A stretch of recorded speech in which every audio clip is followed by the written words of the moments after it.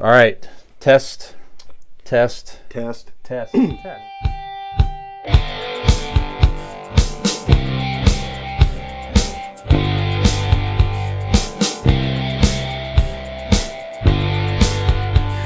Well, guys, we do have to mention a death here in the world of pop culture.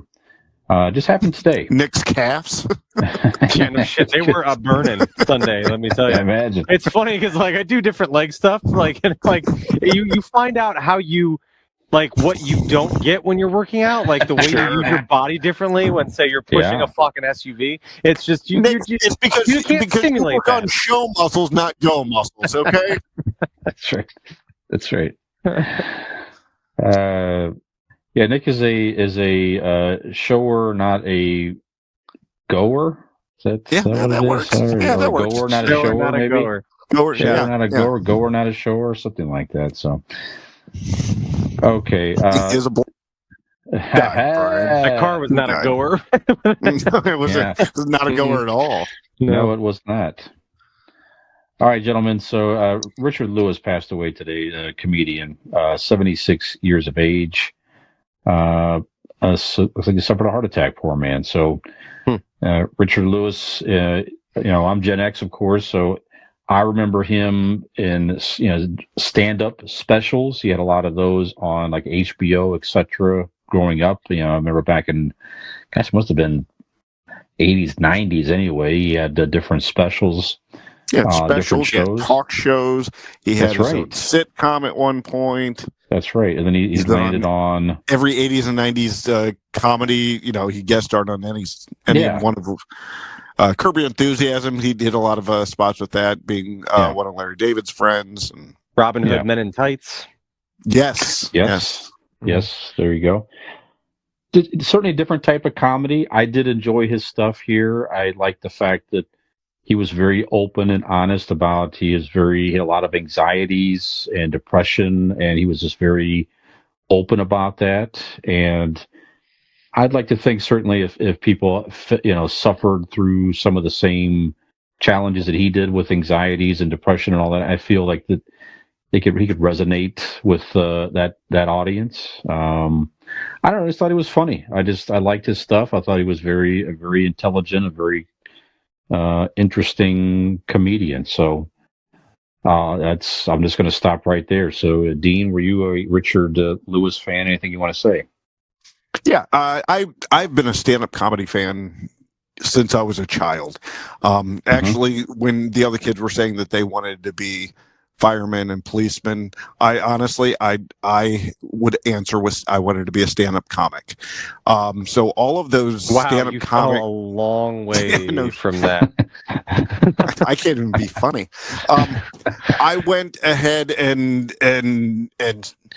I don't know if you would call it study, but I watched so much stand-up comedy as a child.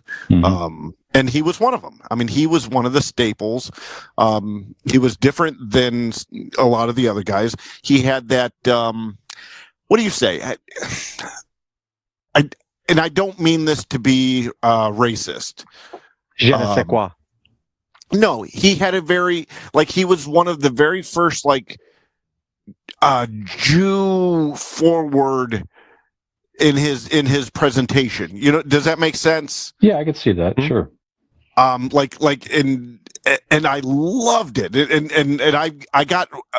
I actually adopted a lot of words as a kid based on him, in his stand-up act. He was so funny, and it being there's a sect of Jewish comedians that like Larry David and that such that are just it's a special and certain kind of fucking hilarious. You know what I mean? Yeah. It's not only just honest, but it's brutally honest, right? They kind of give off of shit that everybody wants to say and how to say it. And they say it in that way. And that was one of the things I always found hilarious about him. Is his honesty and just the delivery, and it just he was definitely a staple in my stand-up comedy routine growing up, So yeah, he was very funny, and like we'd said before, he's done everything in the business.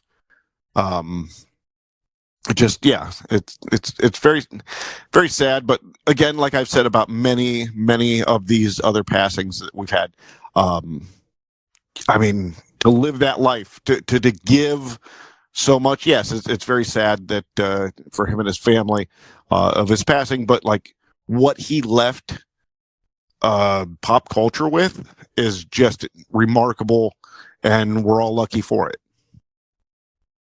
Yeah, you get the sense with him that a lot of his bits and his stories seemed pretty real, seemed pretty genuine. Yes. Like he was really sharing like a part of his life earlier that day. Yeah. So that's what made him more appealing to me, also as a fan of his comedy. I always appreciate, like Richard Pryor was that way too. He had a lot of just real stories. It's just very intriguing. Here's a broken person up there on the stage and going through some stuff, but yet they're still up there fighting through whatever anxieties and anxiousness or whatever, just trying to make you laugh, trying to entertain you. It's admirable.